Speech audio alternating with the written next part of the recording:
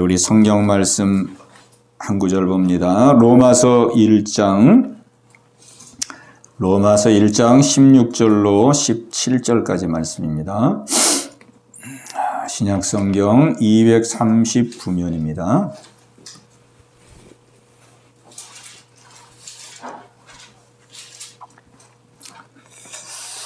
로마서 1장 16절로 17절 신약성경 239면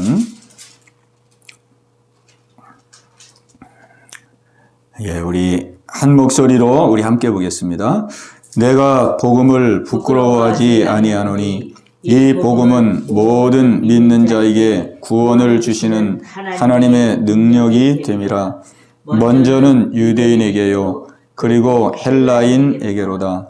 복음에는 하나님의 의가 나타나서 믿음으로 믿음에 이르게 하나니 기록된 바 오직 의인은 믿음으로 말미암아 살리람과 같으니라. 아멘. 오늘도 이 말씀 우리 함께 상고하고 또 우리 함께 기도하는 시간 갖도록 하겠습니다. 오늘 이 본문의 말씀은 로마서의 핵심적인 구절이죠. 로마서의 주제가 되는 그런 말씀이기도 합니다. 내가 복음을 부끄러워하지 아니하노니 이 복음은 모든 믿는 자에게 구원을 주시는 하나님의 능력이 됨이라. 먼저는 유대인에게요 그리고 헬라인에게로다. 사도 바울은 복음을 위해서 하나님께 부름받은 자이고 평생 하나님의 복음을 증거하는 삶을 살았죠.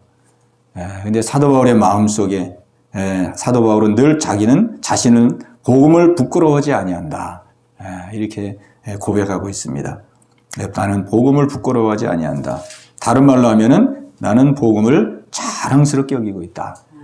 오늘 우리가 복음을 자랑스럽게 여겨야 되겠죠. 복음을 자랑스럽게요. 지금 시대가 이제 복음을 아예 들으려고도 하지 않는, 또 복음에 대해서 거부하고 복음에 대해서 아주 냉소적인 반응을 보이는 그런 시대를 살아가고 있습니다. 그래서 사람들이 복음을 말하는 것을 꺼리게 됩니다. 왜냐하면 사람들이 다 부정적으로 여기고 모든 사람들이 다 거부하기 때문에 복음을 말하는 것을 부끄러워하고 말하는 것을 아주 큰 죄를 지는 것인 양 그렇게 여기는 그런 시대 속에 우리가 살아가고 있습니다. 바울이 복음을 전했던 그 시대에도 마찬가지였어요. 바울이 살았던 시대는 우리하고 다른 시대인 것이 아니고 오히려 바울이 살았던 그 시대는 더 복음을 아주 비웃고 조롱했던 그런 시대였죠. 십자가의 복음, 그건 말도 안 되는 소리고 상식에도 맞지 않는 소리고 그 당시에도 복음은 아주 사람들에게 조롱과 멸시를 받는 그런 것이었습니다. 근데 사도 바울은 나는 복음을 부끄러워하지 아니한다. 나는 이 복음을 자랑스럽게 여긴다. 오늘 우리의 마음속에 이 복음을 부끄러워하지 말고 이 복음을 우리가 자랑스럽게 여길 수 있는 그러한 놀라운 은혜가 있기를 바랍니다. 아멘. 우리가 평생 우리의 마음속에 붙들고 살아야 할 것이 복음이고 우리가 평생 전해야 될 것이 복음인데 복음이 부끄러우면 복음을 전할 수가 없죠. 복음을 전하는 게 부끄러우면 우리가 복음을 전할 수 없죠. 내가 복음을 전할 수 있는 것은 복음이 자랑스러워야 됩니다. 자랑스러워야 돼. 복음 전하는 것이 떳떳하고 복음 전하는 것이 하나님이 기뻐하는 것이라는 이런 의식이 우리 가운데 있어야 되는 거죠. 가면 갈수록 사람들은 더 복음을 이제는 아주 그냥 아주 얼마나 이제 우습게 여기겠습니까? 지금 교회를 우습게 여기고 하나님의 교회를 아주 무참히 짓밟고 예수 믿는 사람들을 아주 조롱하는 그런 시대에 살아가고 있는데 가면 갈수록 이 복음을 전하는 이런 것들이 어려운 시대를 우리가 만나게 됩니다.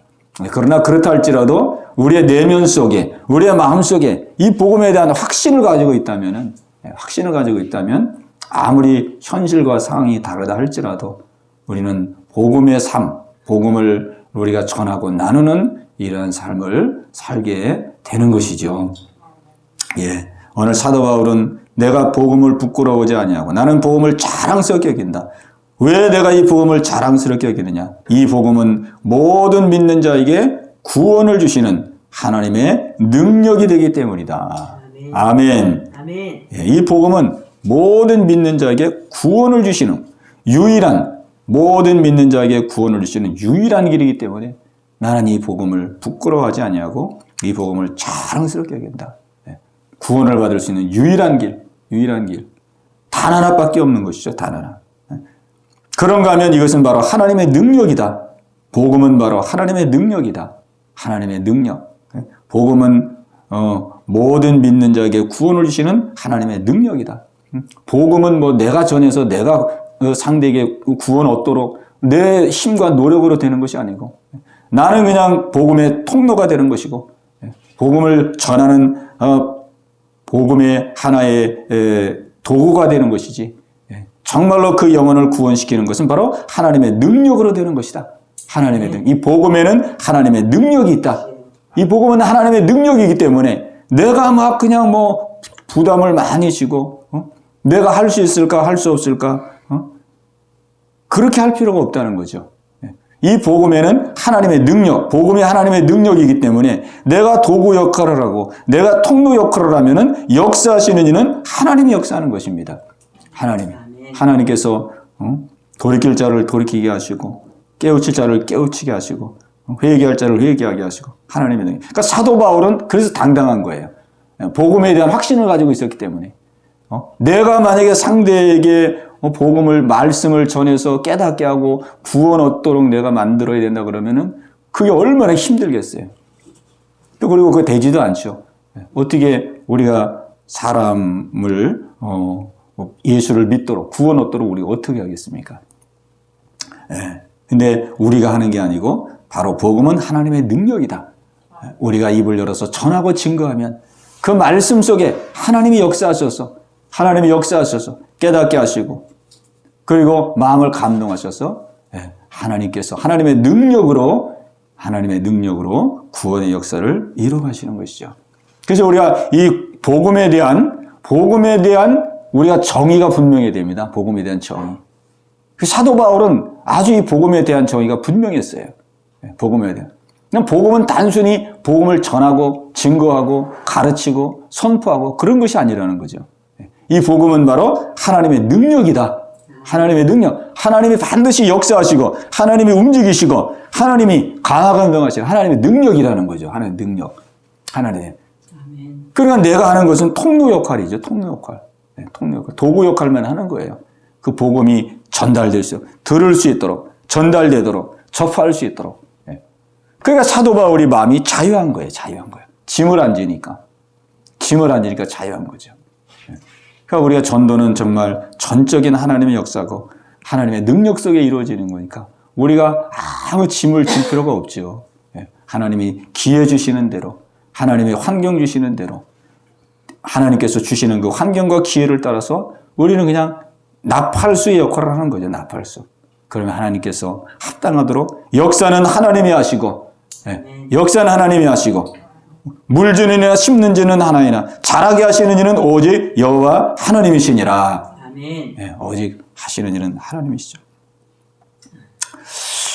사도 바울이 이렇게 복음을 자랑스럽게 여기고 또 복음이 하나님의 능력이라고 말하는 그런 중요한 이유가 17절에 계속 이제 연결돼서 이제 고백하고 있습니다. 17절에 보면은 복음에는 이 복음에 대한 내용이 계속 연결되고 있죠. 복음에는 하나님의 의가 나타나서 믿음으로 믿음에 이르게 하나니 기록된 바 오직 의인은 믿음으로 말미암아 살리람과 같으니라 그랬습니다. 사도 바울은 이 복음에 대해서 아주 분명한 확신이 있었어요. 복음을 아는 자입니다. 복음이 무엇인지를 아는 것이죠. 여기 보니까 복음에는 하나님의 의가 나타나서 그랬습니다. 믿음으로 믿음에 이르게 하나니. 이 말씀은 루터가 이 말씀으로 구원을 체험하고 루터가 중세의 종교개혁을 일으켰던 그 성경 구절입니다. 루터가 이 말씀으로 깨어나고 그렇구나. 믿음으로 믿음에 이르는 것이구나. 내 노력이나 내 고행이나 내 선행이나 내 열심으로는 도저히 구원에 이를 수 없고 하나님의 의에 이를 수 없고 오직 이것은 믿음으로 하나님의 은혜로 믿음으로만 구원에 이를 수 있는 것이구나. 이걸 깨닫고 그 당시 중세가 전부 고행주의였잖아요. 고행주의. 자기 선행, 자기 공로, 자기 열심. 그래가지고 사람들이 전부 영적으로 그냥 고통과 어둠 속에 생활하고 있을 때 하나님께서 이 로마서 1장 17절 말씀의 빛을 통해서 이 루터를 깨운 거예요. 루터가 깨어났습니다. 깨어나 보니까 중세 교회가 진리가 완전히 잘못된 거예요. 믿음에서 믿음으로, 오직 구원은 믿음으로, 의롭게 되는 것은 오직 하나님의 은혜로 믿음으로 되는 것인데 믿음이라는 것은 그냥 싹 지워버리고 그냥 선행과 공로, 열심 이런 것을 앞세워서 그 당시에 모든 사람들을 그냥 율법의 종로로 타게 만들었죠. 여기에 그는 비침을 받고 깨어나서 복음의 기치를 들고 그리고 일으킨 것이 바로 종교개혁입니다. 종교개혁. 종교개혁을 통해서 중세를 깨운 것이죠. 말씀 위에 세운 것이죠. 구원의 바른 도리를 세운 것이죠. 그만큼 이제 이 17절 말씀이 아주 중요한 그런 말씀인데 중요한 말씀이면서 또 한편으로는 굉장히 함축적인 말씀이에요. 이것을 풀어서 쓴다면은 한없이 풀어 써야 될 말씀인데 한없이 풀어 써야 될 말씀인데 이거를 아주 압축적으로 이렇게 말씀이 기록되어 있기 때문에 이게 이해하기가 좀 쉽지 않습니다. 한 번 딱 들어가지고는 이게 그렇게 대단한 말씀이야? 루터가 이 말씀을 통해서 그가 깨어났어? 그가 이 말씀에 힘을 얻고 중세 개혁을 일으키는 개혁의 도화선이 됐어? 그만큼 그렇게 중요해? 근데 아무리 봐도 이 말씀이 잘 안 보이거든요. 잘 안 보인단 말이에요. 압축적으로 이렇게 기록되어 있기 때문에. 오늘 저는 이 말씀을 우리 함께 나누면서 저도 이 말씀을 뭐 수차례 읽고 수차례 보았는데 이번에 이 말씀을 묵상하고 기도하면서 하나님께서 아주 또 새롭게 또 제가 기존에 알지 못했던 그런 귀한 것들을 발견하면서 이 말씀이 정말로 귀한 말씀이구나. 이 말씀이 소중한 말씀이구나. 이래서 루터가 이 말씀으로 그냥 힘을 얻었구나. 저도 이 말씀으로 힘이 나고 복음이 이렇게 귀한 거구나. 내가 받은 은혜가 이렇게 귀한 거구나. 사도 바울은 이미 이걸 깨달았기 때문에 이게 이렇게 귀한 거구나. 그러니까 막 복음을 전하고 증거하고 나간 거예요. 나는 복음을 부끄러워하지 아니한다. 그 당시 로마 시대 때의 십자가의 복음, 그거는 중죄인이 십자가에서 처형당하는 거거든요. 중죄인들, 가장 흉악한 죄인들. 그 십자가를 증거하니 그게 말이 통하겠어요? 십자가에 달린 예수를 믿으라 그러니? 십자가에 달린 사람은 아주 극악무도한 죄인들인데. 그러니까 말도 안 되는 그런 그 상황 속에서 복음을 전해야 될 이 사도 바울이 그럼에도 불구하고 나는 복음을 부끄러워하지 아니한다. 아무리 너희들이 욕하고 비난해도 나는 복음을 부끄러워하지 아니한다. 왜? 이거는 모든 믿는 자에게 구원을 주신 하나님의 능력이다. 이 복음에는 하나님의 의가 나타나 있다. 하나님의 의. 이 하나님의 의가 나타났다는 건 뭐냐면은 이 복음을 통해서 하나님은 우리 사람들이 도저히 이룰 수 없는 하나님의 의에 이룰 수 없는 이 의의 선물을 준비했다는 거예요. 의의 선물을. 루터는 이걸 몰라가지고 하나님은 의로우신 하나님인데 내가 의로우신 하나님 앞에 정말로 받아들여지기 위해서 구원을 얻으려면 내가 얼마나 의로워져야 될까? 그래가지고 막 고행하고 금식하고 회개하고 로마까지 가가지고 그 예수님이 걸어간 그 계단을 무릎으로 그냥 피를 철철 흘리며 무릎으로 그냥 계단을 오르락 내리다가고 아무리 그래도 하나님 앞에 의롭게 될 수가 없는 거예요. 왜? 아무리 노력해도 하나님의 그 의의 수준에 달할 수가 없는 거예요. 노력하면 노력할수록 또 부족하고 또 부족하고 또 부족하고. 그런데 이 말씀을 보니까 복음에는 하나님의 의가 나타났다는 거예요. 하나님의 의가 계시됐다는 겁니다. 계시. 이 나타났다는 거는 헬라어에 보면은 이 계시라는 이 원어로 되어 있거든요. 계시. 복음에는 하나님의 의가 나타나는 거. 이 복음을 통해서 하나님께서 하나님의 의를 우리에게 보여주시고, 의를 보여주시고, 의의 선물을 준비하셔서 우리를 찾아오고 계시구나. 찾아오고 계시구나. 루터가 이거를 발견하게 된 거예요. 내 의가 아니고, 우리는 도저히 하나님 앞에 아무리 노력해도 의롭게 될 수 없기 때문에 하나님이 의를 준비해가지고 우리에게 찾아오셨구나. 내가 그 하나님이 준비한 의를 그냥 아멘으로, 믿음에 이르는 것처럼 그냥 믿고 받아들이면 그 하나님의 의가 내 의가 되어서 내가 하나님 앞에 의롭다 칭함을 받는 자가 되는 것이구나. 구원받는 게 되는 거구나. 구원과 영생을 얻는 자가 되는 것이구나. 이걸 깨닫게 된 거예요. 그런데 복음에는 하나님의 의가 나타났는데 이 의가 단번에 보이면 얼마나 좋겠냐고요. 단번에. 우리가 복음을 듣고 하나님의 의가 십자가의 복음을 통해서 하나님의 의를 준비하셔서 우리를 찾아오셨구나. 이거를 우리가 단번에 깨달으면은 얼마나 좋겠어요. 루터도 그래서 단번에 못 깨달은 거예요. 왜? 십자가는 예수님을 처형한 거잖아요. 십자가는. 예수님을 처형한 거예요. 예수님을 처형하고 예수님을 십자가에서 예수님을 십자가에서 못 박아서 우리 대신 심판한 거거든요. 심판. 하나님의 진노를 내린 곳이 십자가잖아요. 십자가. 그러니까 이 십자가는 하나님의 의의 선물이기 이전에 앞서서 하나님이 얼마나 의로운 분인가를 우리에게 보여주는 거예요. 하나님이 얼마나 의로운 분이신가. 그 의로운 분이라는 이 사실을 하나님이 알리기 위해서 우리가 직접 죄의 형벌을 원래 받아야 되거든요. 우리가 죄인이니까 우리가 십자가에 달려서 다 죽어야 되잖아요. 그죠? 우리가 원래 다 죄인이니까 우리가 형벌을 받아야 되는데 우리가 직접 십자가에서 죽는 것 가지고는 하나님의 하나님의 그 어마어마한 의로우심을 드러낼 수가 없는 거예요. 왜? 우리가 죄인이니까 죄인이 죽는 건 당연하잖아요. 하나님이 얼마나 의로우신지를 계시할 수가 없는 거예요. 그래서 우리의 죄를 간구하시고 우리를 때가 되매 자기의 독생자를 보내셔. 독생자 예수를 보내서 독생자 예수님께 모든 죄를 다 전가시켜서 예수님이 십자가에서 대신 그 죄의 대가를 당하시는 거거든요. 그래서 그 십자가를 통해서 하나님이 보여주시고자 하시는 것은 봐라. 내가 얼마나 의로운 분이지. 내가 얼마나 공의로운 분이지. 내가 얼마나 죄를 조금도 용납할 수 없는 분이지. 내 독자 하나밖에 없는 아들이라도 나와 영원한 영광을 누렸던 내 독자 아들이라도 일단 죄를 짊어진 이상은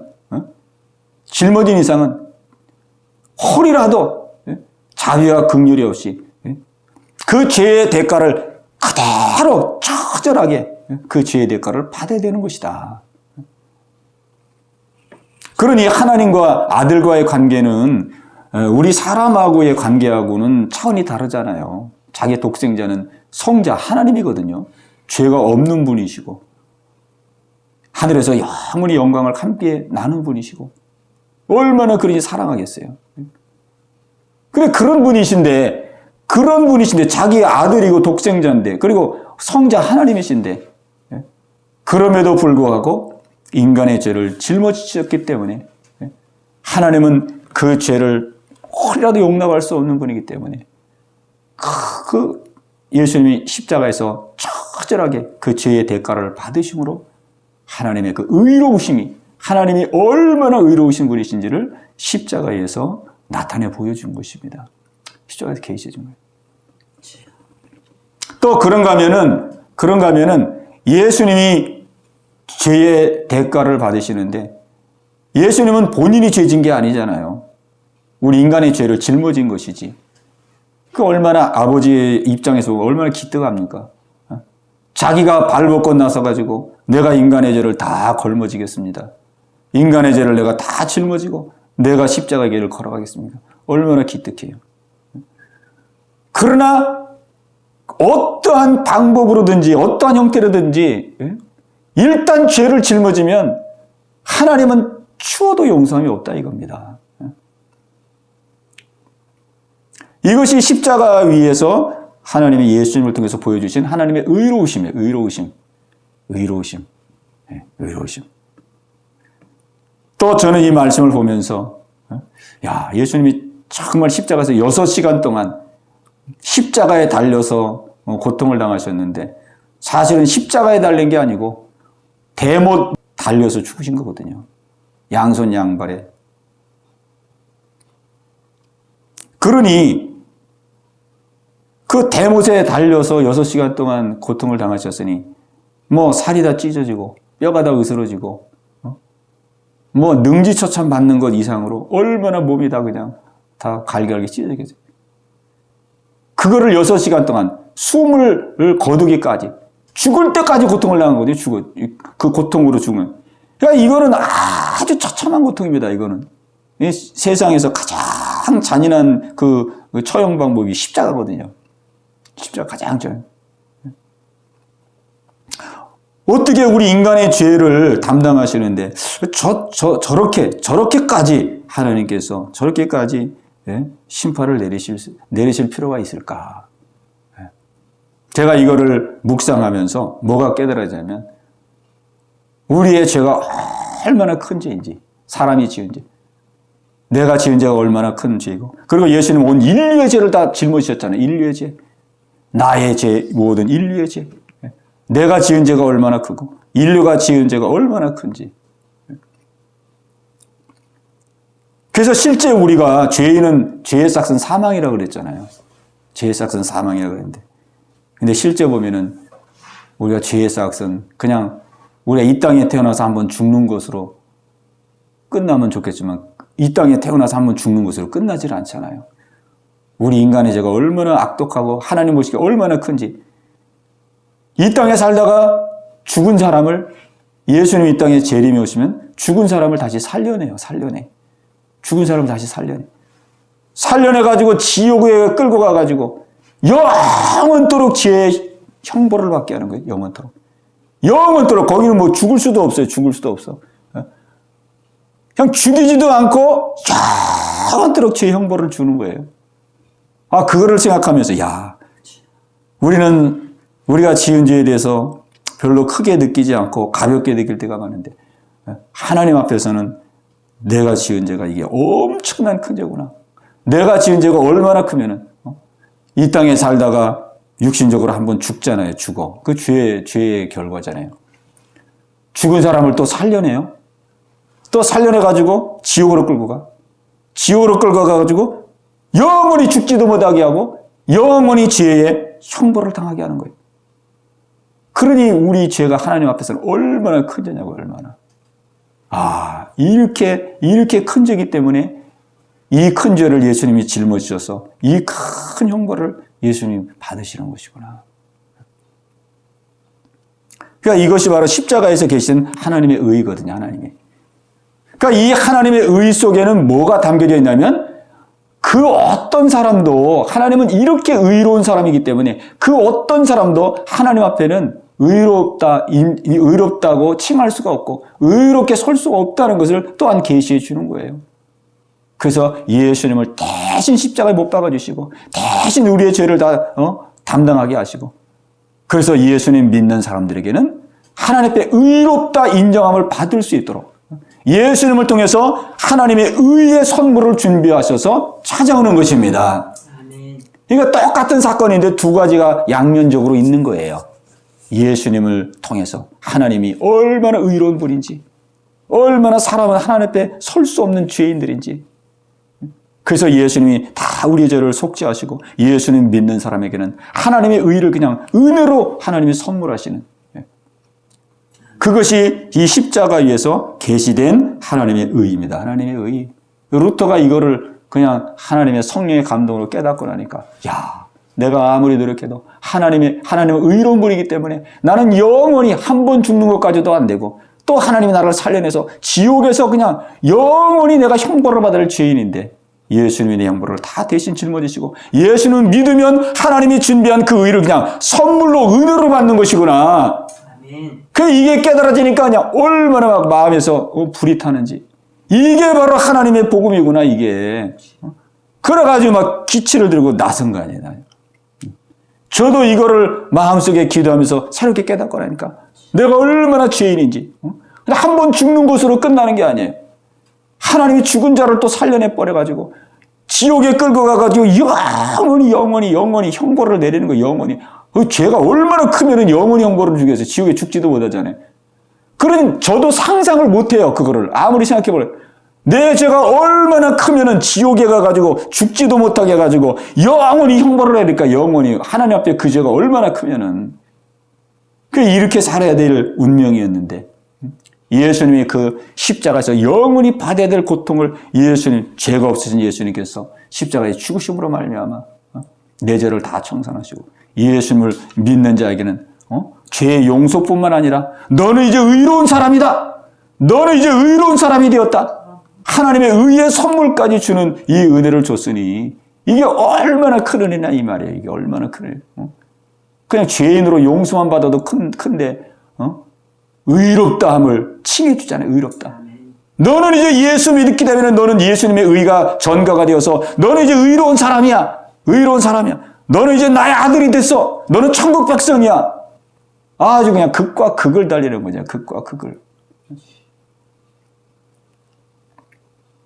이 말씀을 이렇게 다시 한번 묵상하고 기도하면서 이것이 막 깨달아지니까 내가 받은 이 은혜가 얼마나 큰 은혜인지, 내가 받은 구원이 얼마나 큰 은혜인지, 이거 얼마나 이 말씀 속에 이런 무궁무진한, 제가 깨달은 거는 이 말씀에 손톱만큼 깨달은 거겠죠. 그러나 이 말씀 속에 이렇게 큰 하나님의 은혜와 사랑이 있다는 거, 이거를 깨닫고 나니까 얼마나 감사한지. 그러니까 막 사도 바울이 불이 타는 거죠. 불이 타. 나는 이 복음을 부끄러워하지 아니한다. 부끄러워하지 않는다. 내가 영원히 지옥 가서 영원히 형벌받을 죄인이었는데 예수님이 내 대신 모든 형벌을 다 당해주시고 용서해 준 것만 해도 고마운데 나를 의롭다 칭해주시고 자녀 삼아주시고 사도 삼아주는데 내가 이 평생 이 복음을 내가 증거하리라. 나는 이 복음을 부끄러워하지 아니하고 나는 자랑스럽게 여긴다. 이 복음은 모든 믿는 자에게 구원을 주는 하나님의 능력이다. 아멘. 막 증거하고 나간 거예요. 루터도 이걸 깨닫고 그냥 막 중세시대 때 모든 사람들이 막 쉬쉬하는 그런 때 바른 진리를 말하면 막 그때는 화형쳐 있거든요. 막 이 진리를 깨닫고 그냥 일어나가지고 목숨 걸고 종교개혁을 일으키는 거죠. 아멘. 오늘 이 시대에 하나님은 저와 여러분을 통해서 이 복음을 전하기를 원하십니다. 아멘. 이 복음의 통로가 되기를 원하십니다. 아멘. 이 복음을 증거해서 정말 이 시대에 이제 어둡고 영적으로 어두워지고 캄캄해지는 이 시대에 하나님이 저와 여러분들을 쓰기를 원하는데 오늘 우리가 다시 한번 이 말씀을 부여잡고 하나님 그렇습니다. 우리 주님이 베푸신 이 구원의 은혜가 얼마나 크네.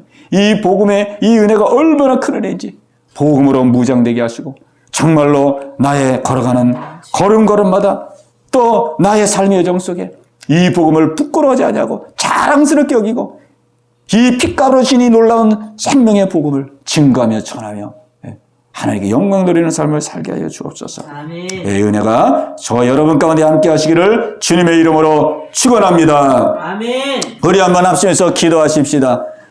정말로 이 놀라운 복음의 은혜가 하나님 눈을 열어 주시옵소서. 마음을 열어 주옵소서. 우리가 받은 이 구원이 정말로 그냥 하찮은 구원이 아니고 얼마나 큰 하나님의 사랑이고 얼마나 큰 은혜인지 우리가 일생 지은 죄로 말미암아 우리가 육신적으로 이 땅에 한 번 죽는 것도 우리는 두려워하는데 우리 주님 볼 때는 한 번 죽는 것은 아무것도 아니고 죽었던 그 육체를 우리 주님 이 땅에 오실 때 다시 살려내서 지옥으로 끌고 가서 영원토록 형벌을 내릴 만큼 우리 하나님은 우리가 지은 죄에 대하여 이만큼 진노하시고 이만큼 분노하고 있다는 사실 우리는 영원히 희망이 없던 자들이었는데 그럼에도 불구하고 우리를 사랑하시고 우리를 긍휼히 여겨서 독생자를 보내주시고 그 독생자에게 우리의 모든 더러운 죄를 다 걸머지게 하셔서 독생자를 십자가에서 처참하게 죽이심으로 말미암아 우리의 죄를 해결하시고 믿는 우리를 의롭다 칭해 주시고 하나님의 자녀 삼아 주시고 천국의 은혜를 주신 하나님의 은혜가 우리의 심령 속에 살아 역사되게 하여 주시옵소서. 이 복음으로 아버지 하나님이여 우리 삶이 새로워지게 하사 우리의 남은 생에 복음을 부끄러워하지 아니하고 아버지 기회 주시는 대로 걸음마다 여정마다 이 복음을 전하는 복음의 통로가 되게 하여 주시옵소서. 복음의 도가 되게 하여 주시옵소서. 우리 합심해서 같이 기도합니다. 주여 주여 할렐루야 할렐루야. 살아계신 아버지 하나님이여 아버지 감사 영광을 돌립니다. 아버지 감사 영광을 돌립니다. 아버지 하나님이여 주님의 놀라운 은혜와 사랑에 아버지 감사 영광을 돌립니다. 아버지 이처럼 저희들을 사랑해 주심을 아버지 진실로 감사를 드립니다. 아버지 하나님이여 일생 지은 죄로 우리는 죽어 마땅한 죄인이었습니다. 아버지 육체적으로 한번 죽는 것도 우리는 두려워하며 아버지 살고 있는데 아버지 하나님의 육체적인 죽음은 아무것도 아니고 아버지 예수님이 땅에 오시는 그날 아버지 하나님이여 주님 죄 지은 아버지 우리의 영혼들은 다시 하나님 아버지 부활하여서 아버지 지옥으로 끌려가 영원토록 형벌을 받아야 될 아버지 하나님이여 죄인의 계시였던 것을 아버지 앞에 이 시간에 얘기하며 고백합니다. 아버지 하나님이여 아버지 본질상 진뇌자인 저희들 아버지 하나님이여 정말로 주 앞에 용납될 수 없는 저희들을 아버지 하나님이여 주님이 아버지 사랑하셔서 아버지 독생자 예수님을 보내주시고 예수님이 우리의 모든 죄를 걸머지게 하사 아버지 우리를 아버지 예수님 안에서 용서해 주시는 은혜를 감사합니다. 예수님 안에서 저희들의 죄를 덮어주심을 감사합니다. 예수님 안에서 저희들의 죄를 다 씻어주심을 감사합니다. 아버지 하나님이여 씻을 뿐만 아니라 우리를 의롭다 해주신 하나님께 감사를 돌립니다. 우리를 의롭다 칭해주신 하나님께 감사합니다. 아버지 의의 옷을 입혀주심을 감사합니다. 아버지여 세마포옷을 입혀주심을 감사합니다. 아버지여 하나님의 자녀 되게 하심을 감사합니다.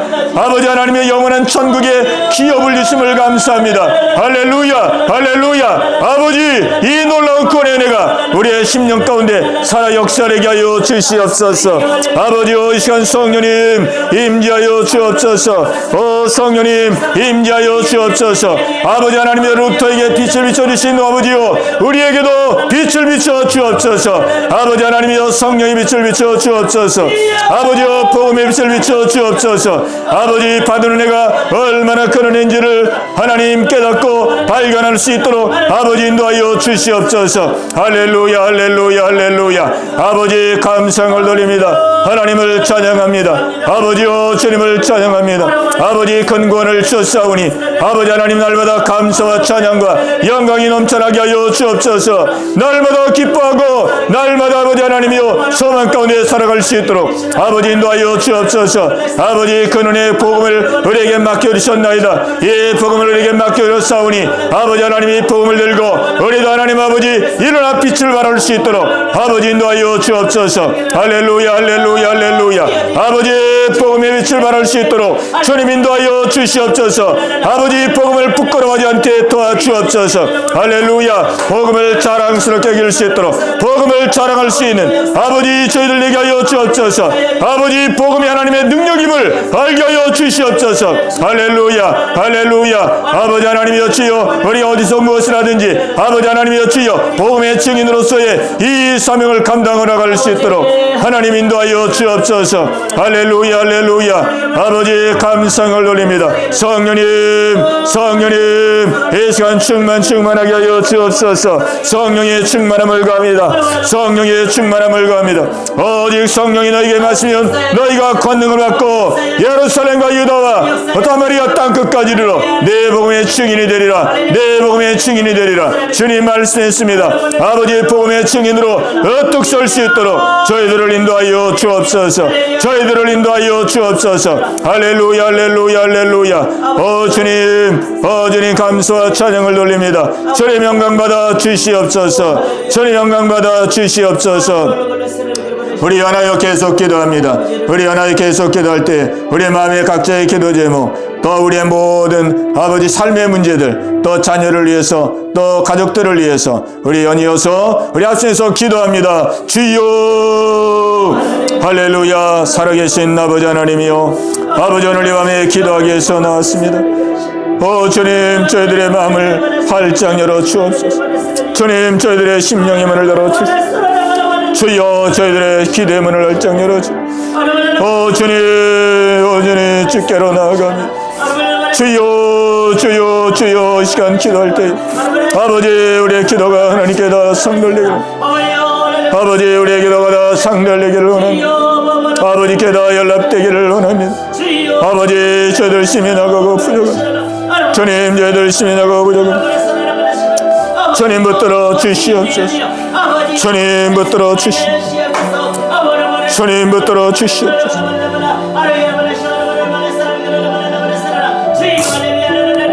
주님 붙들어 주시옵소서.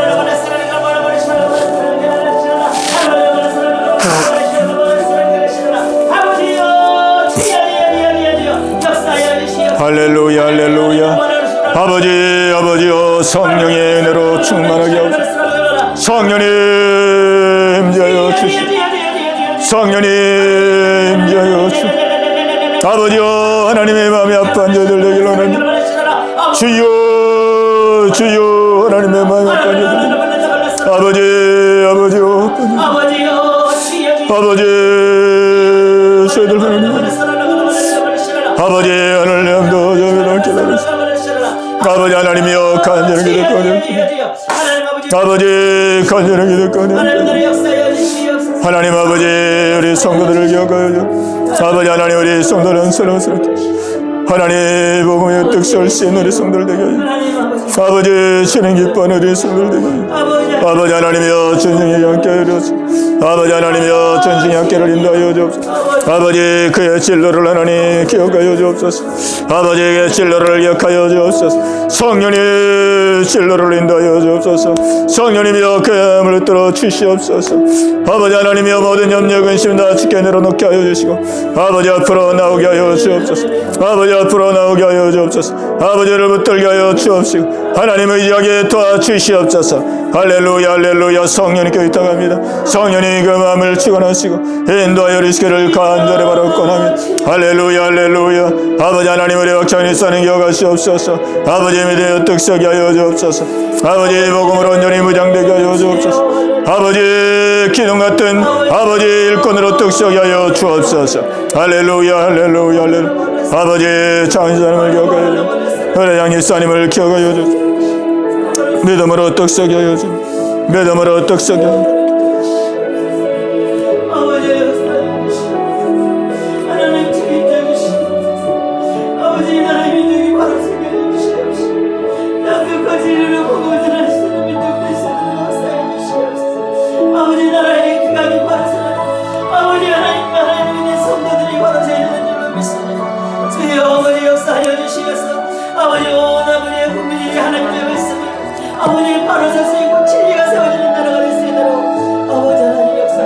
주님, 아버지 한국교회를 붙들어 주시고 아버지 대한민국을 붙들어 주옵소서. 아버지여, 주님 기뻐하는 하나님 한국교회 대한민국 되기를 아버지 하나님 불쌍해 주옵소서. 주님의 마지막 때에 쓰임받을 수 있도록 하나님 인도하여 주시옵소서. 아버지 하나님의 귀한 통로로 쓰임받을 수 있도록 아버지 하나님 인도하여 주시옵소서. 아버지 깨어나게 하여 주시옵소서. 아버지 깨어나게 하여 주옵소서. 아버지 깨어나게 하여 주옵소서. 아버지 주의 강한 장령으로 붙들어 주옵소서. 아버지 하나님이여, 아버지 하나님, 오 주님 붙들어 주옵소서.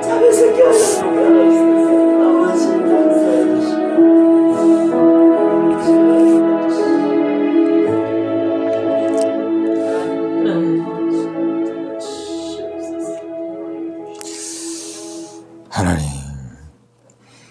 내가 매일 십자가 앞에 더 가까이 가오니 그 거세 주에 흘린 보배 피로써 나를 정케 하소서. 내가 매일 십자가 앞에 더 가까이 가오니 거세 저에 흘린 보배 피로써 나를 정케 하소서. 하나님 아버지 감사합니다. 오늘 이 밤도 주 앞에 나와 아버지 기도하며 주께 나가게 하심을 감사합니다. 아버지 하나님, 진실로 우리에게 주신 이 놀라운 복음과 구원이 얼마나 큰 은혜요 사랑인지를 우리가 다시 한번 아버지 깨닫게 하심을 감사합니다.